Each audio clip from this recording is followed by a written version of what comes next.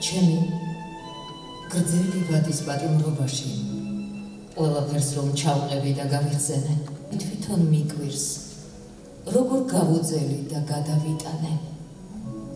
ჩემს თავზე ძიმე ზღაპარმა გადაიარა.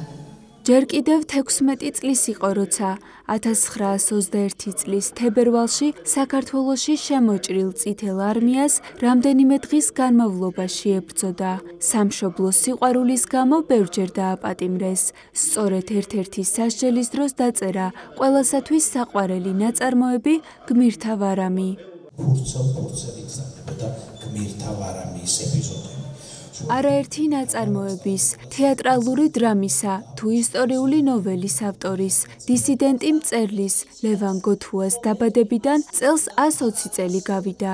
საიუბილეო თარიღთან დაკავშირებით რუსთაველის ეროვნულ თეატრში საღამო გაიმართა. მწერლებმა, მსახიობებმა და მომღერლებმა ლევან გოთუას შემოქმედება გააცოცხლეს. სცენაზე გაჟღერდა მისი წერილებიც, რომლებსაც პატიმრობის პერიოდში წერდა.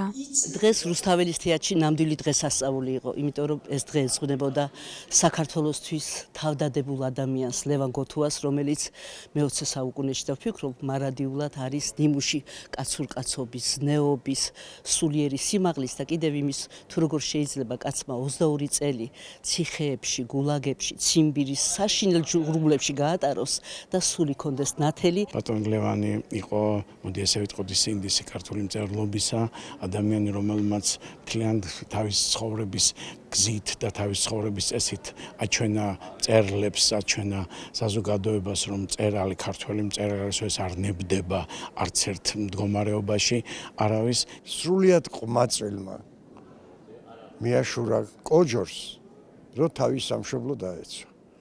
იყო მონაწილე 24 წლის აჯანყების.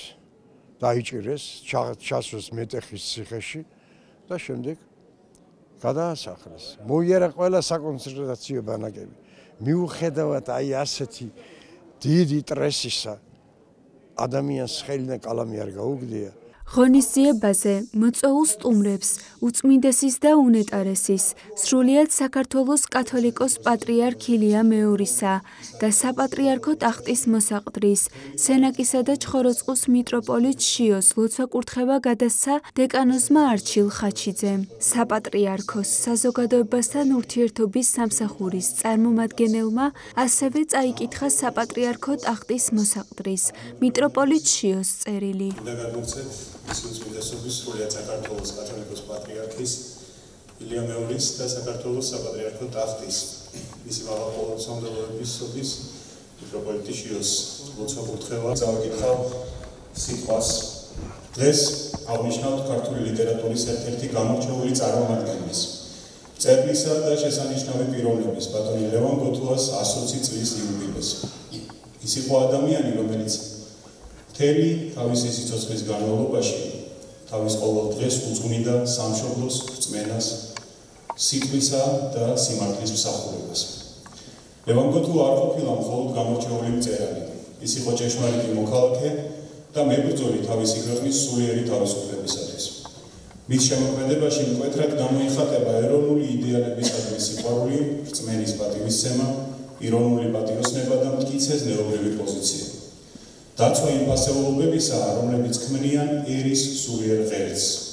ეს არის რწმენა, თავისუფლება, ღირსება, ისტორიული მეხსიერება, მოყვასის სიყვარული და შინაგანის სიმტკიცე.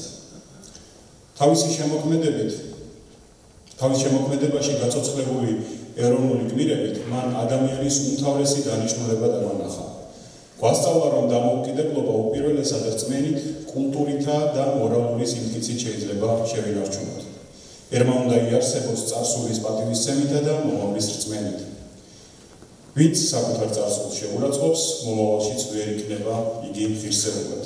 სადაც ციტატა სულებიდან კიდევ ერთხელ დავით აღმაშენებელი. მისი ღვაწლი არ შემოიფარგლება მხოლოდ ლიტერატურით. მოგეხსენებათ, ის იყო 1920-იანი წლების ეროვნულ განმათავისუფლებელი მოძრაობის თვალსაჩინო წარმომადგენელი. საბჭოთა რეჟიმის პირობებში 20 წელზე მეტი გაატარა გადასახლებებში და ამის მიუხედავად არ შეუშინდა სიტყვის წარმოთქმას, მაშინ, როცა დუმილი ითვლებოდა უსაფრთხოებად. მან მთელი გულით დაიცვა ქართული ენა, ეკლესია, კულტურული მემკვიდრეობა და სულიერი თავისუფლება. მისი ინტერვიუდან ერთ-ერთ ამონარიდში იგი ბრძანებს, თავისუფლება იკიცხება, სადაც ადამიანი ირჩევს სიმართლეს არა შიშით, არამედ რწმენით. ამიტომ მისი მოღვაწეობა სცილდება მხოლოდ ლიტერატურის ფარგლებს. იგი იყო მაგალითი იმისა, თუ როგორ შეიძლება მწერლობა მიკისროს ქვეყნისადმი მსახურება. მისი სიტყვა დღემდე რჩება გზამკვლევად იმ თაობებისათვის, რომლებიც ეძებენ საყრდენს არა მხოლოდ ლიტერატურაში, არამედ ადამიანში და საკუთარ თავში.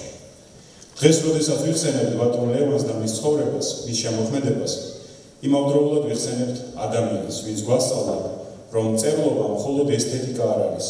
მწერლობა ერისა და პიროვნების ზნეობრივი სარკეა. უპირველესად კი რწმენის, სამშობლოს, მოყვასისა და სიმართლის მსახურებაა. დამოუკიდებლობა კი იწყება სწორედ იმ ფასეულობების დაცვით, მათი პატივისცემითა და გაუტეხელი სულიერი სიმტკიცით. აღვავლენთ ლოცვებს ბატონი ლევანის უკვდავის სულისათვის. უფალმა სავანესა მართალთასა დააწესოს იგი, ხოლო მის ყველა ახლობელს მიანიჭოს მშვიდობა და ქრისტეს მიერი სიყვარული. ასეთი კაცი ყველა ოჯახის სტუმარი უნდა იყოს დღეს ეს სიგნი. ეს მარტო გმირთა ვარამი არაა. ეს არის ქვეყნის ვარამი. ეს ბედნიერი ხარო დაიხარ იმ ქვეყნის შვილი, სადაც ასეთი ავტორები ბადებია, როგორც ლევან გოთუა, ეროვნული მწერალი, რომელსაც ყველაფერი გაიარა, რაც კაცს უნდა გაევლო. ტანჯიდან დაწყებული წამიდან და არ გატეხილა, დარჩა ბოლომდე ქართულად და ქართულ მწერლად. ეს ვარამი ეს არის ამოოხრა.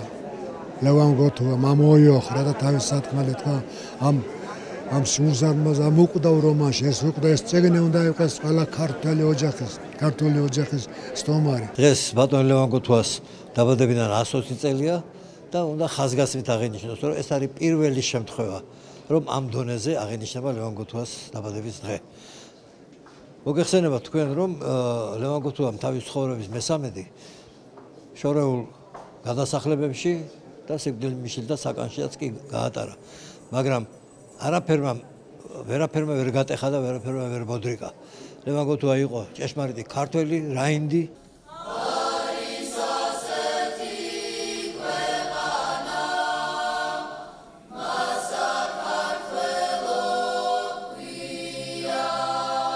საღამოზე მუსიკალური ნომერი შეასრულა სრულიად საქართველოს კათოლიკოს პატრიარქის ნათლულთა გუნდმა.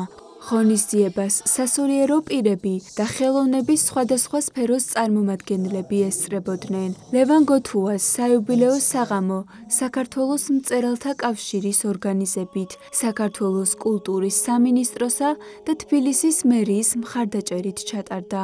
არასდროს დამავიწყდება თუნდაც ის წუთები, აი მე და ბატონმა ნუგზარ ბაგრატიონმა სასახლეში რომ დავდგით მისი გარეჯულა და ეს იყო რაღაც ქართული სულის ზეიმი, ბეფხის ტყაოსნის, როგორც სულიერი საგანძურის აი ეს მარგალიტების ამოფრქვევა და დღეს იცით კიდევ რითი ვიყავი ბედნიერი რომ სწორედ ჩემი საყვარელი მოთხრობიდან ნაწყვეტს ვკითხულობდი. ჩვენ ბედნიერები ვართ რომ მივიღეთ მონაწილეობა პატრიარქის ნათლულთა გუნდი გამოვიდა 2 სიმღერით იმ ძვირფას ადამიანებთან ერთად რომლებიც იყვნენ მონაწილეები და მე ძალიან ბედნიერი ვარ რომ ასეთ მნიშვნელოვან ღონისძიებებში ვიღებთ მონაწილეობა სრულიად საქართველოს ულოცავ აი ამ მნიშვნელოვან დღეს. ლევან გოთუა 1973 წლის 30 იანვარს გარდაიცვალა. 2005 წელს სრულიად საქართველოს კათოლიკოს პატრიარქის ილია მეორის ლოცვა-კურთხევით მწერლის ნეშტი არმაზიდან გადმოასვენეს და სამთავროს მაცხოვრის ფერისცვალების სახელობის ტაძრის ეზოში დაკრძალეს.